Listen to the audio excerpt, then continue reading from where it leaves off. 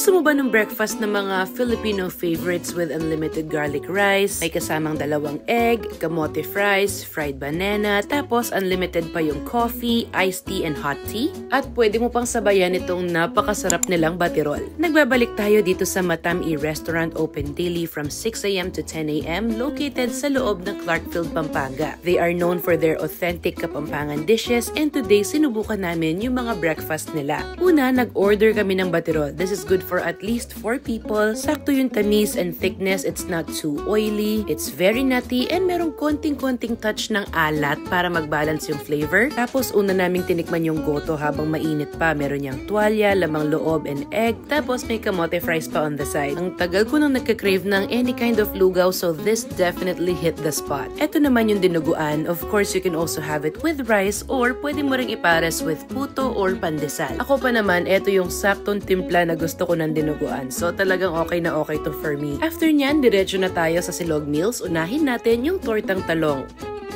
Pag kumakain ka ng tortang talong, gusto mo ba ketchup or vinegar?